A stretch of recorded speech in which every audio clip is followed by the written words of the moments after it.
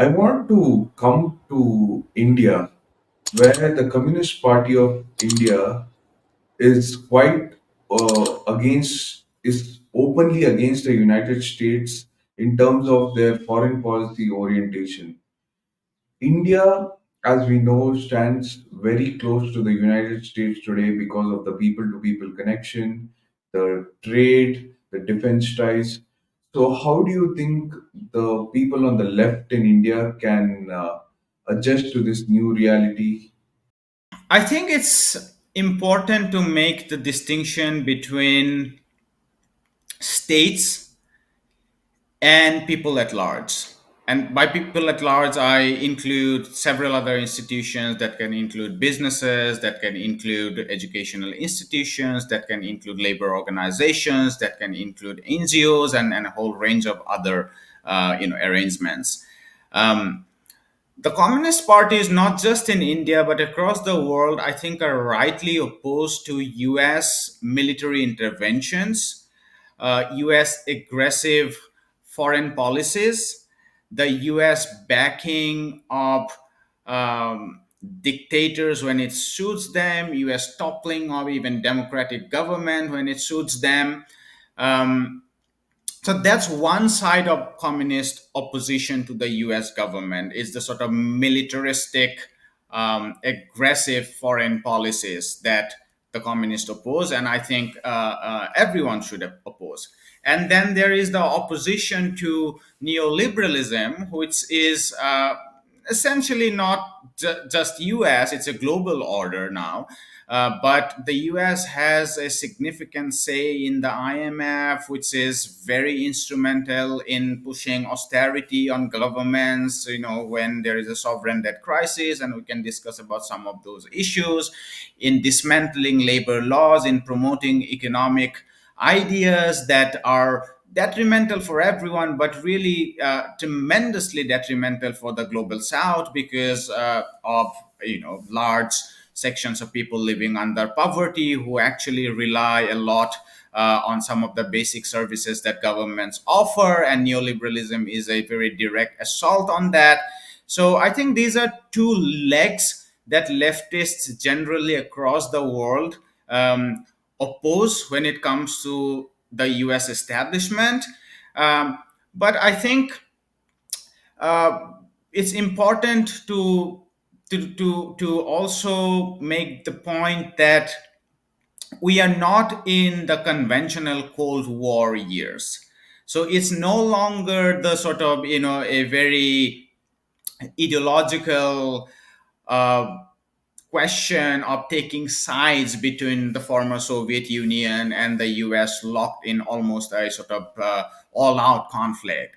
So, to that extent, I think there can be much greater cooperation now. Whether it's in the field of research, whether it's in the field of technology, whether it's in the field of businesses, and so on. I mean, you can go on and on. But yes, I think it's important to recognize that the US has been a very central piece among the Global League of Nations. And we cannot but have to engage and cooperate. I mean, just as the Chinese has done. I mean, that's a classic example. I mean, the most dramatic shift in Chinese economic policies came through cooperation with the US in areas where it could. So that would be my response. Interesting point. So I want to build up on what you said. Like you said, the U.S. imposes austerity programs on countries, urges them to cut back on social services. But on the other side, there have been allegations against China as well that some of their projects in the BRI have been unsustainable for countries in the global south. Many have been unable to pay back their debts.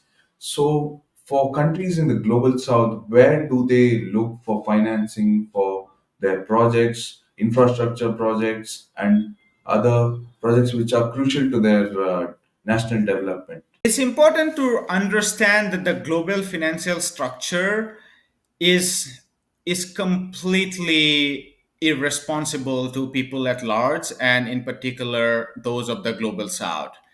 And the global financial structure is essentially controlled by Western multilateral institutions along with private investors. Increasingly, as Chinese economy grows and it has surplus capital, China becomes an important player in terms of the capital markets. And what you are basically talking about is a very small segment of the overall financial structure, which is the Belt and Road Initiative. Um, it's important to recognize first that infrastructure projects would have some elements of unsustainable project. It happens domestically, it would happen internationally. So think about the post reform growth years of India, the sort of heydays of Indian double digit growth in the 2000s.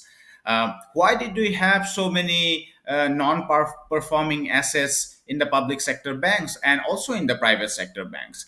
Because they were lending to infrastructure projects.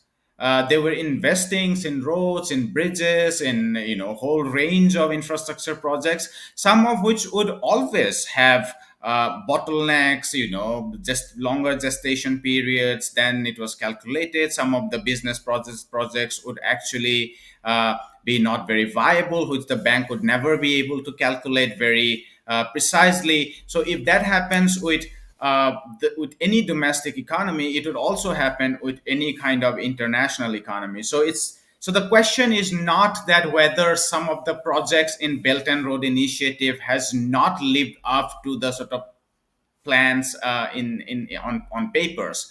The question is how to resolve the debt, and whether China has a deliberate systemic policy of trapping nations into debt. I think that's pure bullshit. I mean, there is no evidence to that. In fact, economy doesn't operate like that. In fact, I would say even the IMF doesn't have this systemic, dubious plan to trap nations into debt. It's the policies that can eventually lead to some of these. It's a wrong policy that can lead to some of these, failed economic situations.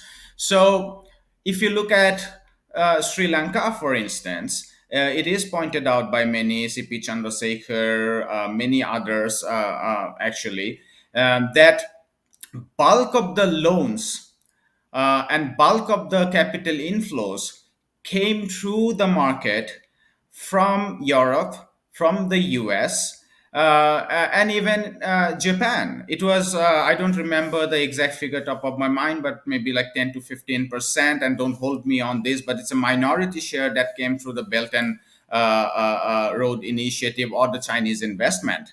Uh, there are talks, there are instances like in the case of Zimbabwe and others where the Chinese were able to write off their loans much more successfully than what the Western investors, private investors, would allow to do. The Chinese state definitely has greater leverage over their private players, so they can, and to the extent that the government extends this loan, they can definitely write them off much easier.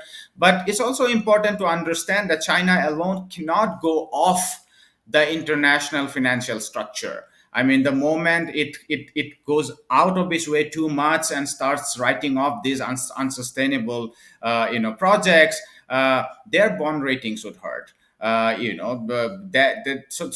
it's not just a matter of China. It's an international financial structure that should be restructured very radically, and basically that's what has happened. I mean, I can talk in more detail about the problem. It's not Belt and Road Initiative. In fact, Belt and Road Initiative money goes into actual assets, in building roads, sometimes in building bridges, sometimes in building schools. In electricity, there is a very strong agricultural component to it, which even the World Bank reports recognizes. In fact, World Bank's own reports are very, very positive about the Belt and Road Initiative, because it is in increasing and improving connections, and it is giving great fillip to trade. And so it's basically um, not market integration that's the problem. It's is the sort of capital inflow and outflow that is completely unrestricted, and that is you know, that is causing this problem. I can actually elaborate more if you like, what is causing the actual problem. Please do. Yeah, so like I mean, let's not get too much into history, but since 2008, um, there was massive amount of money being pumped to recover basically the European and the American banks and the other financial institutions in the wake of the global financial crisis. So there was a lot of money that was printed, and through credits they went into the private hands. And this capital side push of credit found its way into several emerging economies, the global south economies, which desperately needed this foreign money.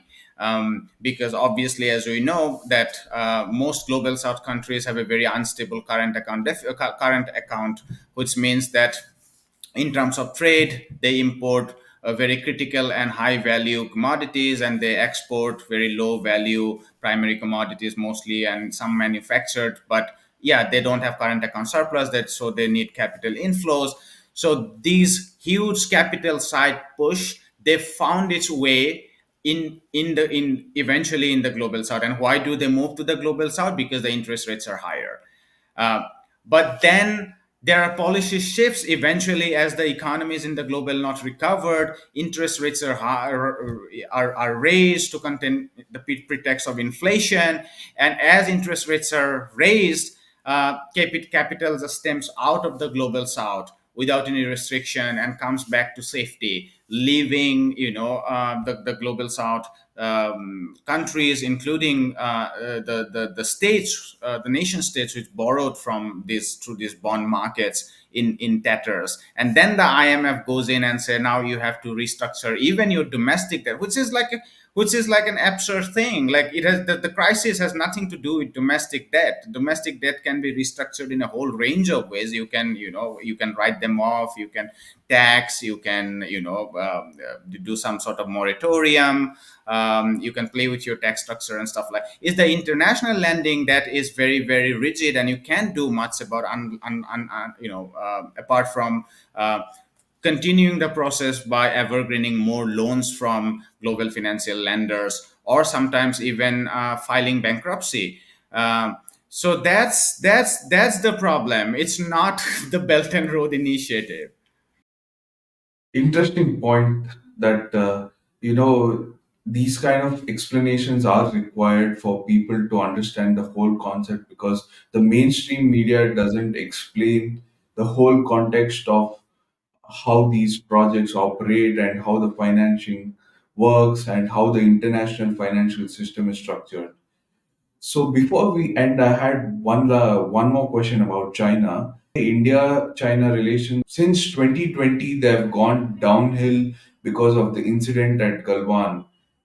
But if India and China actually cooperate, the wealth that they could create will result in a lot of jobs being created, and the wealth is indeed moving east from the west. So, in order to realize the full potential, there has to be more collaborative efforts on the part of India and China. What is your opinion about the current state of India China relations? Yeah, it has gone downhill since 2020 significantly, and I would say even since 2014, since the Hindu nationalists came to power and sort of made China the centerpiece of rabid Indian nationalism. I mean, we all know that it was traditionally Pakistan which was the centerpiece of Indian nationalism, and now probably like Pakistan and the gap between India and Pakistan has increased, or probably because the Muslims has been anyway reduced to such a second class citizen that you don't need Pakistan to vilify them. You have all sort of domestic alibi to do that, and so you need a new piece, and that's China. And so that's the sort of broader political context. The Chinese are generally very willing to have a good relationship with India, because India and China, it is important to remember, doesn't have some of the traditional problems that, let's say, China and Japan would have because of historical reasons. So there isn't much anti-India sentiment, popular sentiment in China. Of course, we can talk about these bordering areas. We can talk about the 1962 conflict, and those are there because we have to recognize that these were areas where grand empires existed, which were pretty arbitrary, and they broke down, and borders had to be settled in a very, through a very difficult, negotiated, contested process. But I would like to make 2 points here. India China relationship shouldn't be reduced to the border issue. The border issue should be resolved at a diplomatic level. The popular sentiment shouldn't be dragged into this very nationalist hyperbole based on the border issue. And this is something even the government from time to time recognizes. Even within the Modi government, they recognize that the need to sort of not let this go out of spiral. Because I mean, if you escalate to China, I mean, you would get a bloody nose. That's a fact. I mean, that's something you should, even the realists should recognize. Um, but on the larger, the second point, I think India should continue its long-standing policy of the spirit of non-alignment, and that's where India can gain concessions from the West, build relationship with the West, and also gain concessions and build relationship with China. His economy would be more benefited. Um, so that's the second mistake we should avoid. We should avoid falling into this trap of sort of a new Cold War that is emerging. And history is testament to the fact that the global South countries who went one way or another sort of mostly found themselves in trouble.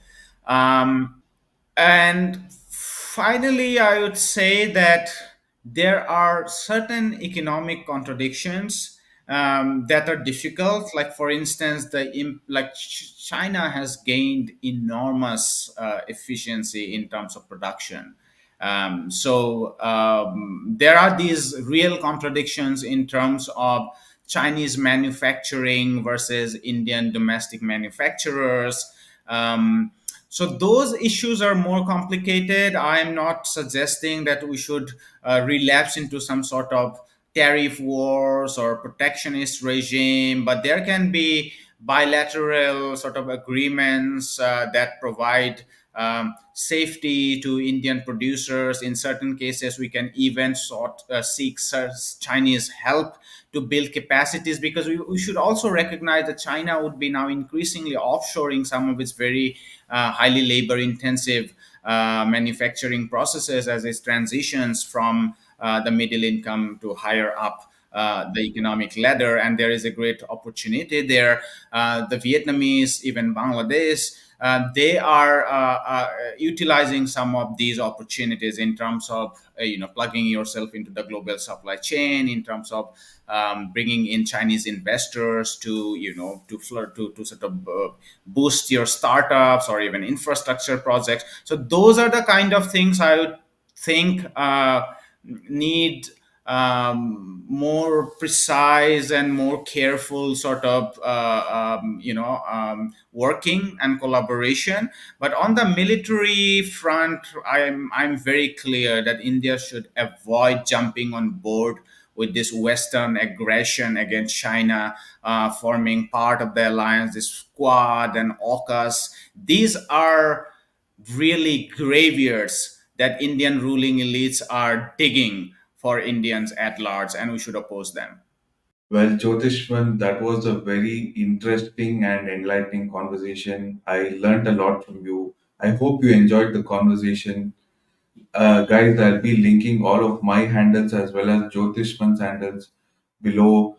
His podcast is really illuminating if you're interested to learn about the progressive take on foreign policy, economic issues, and other aspects of IR. So, thank you once again, Jyotishman, for your time. Thanks, Prajwal. Good luck to your venture and everything that you do. Thank you so much.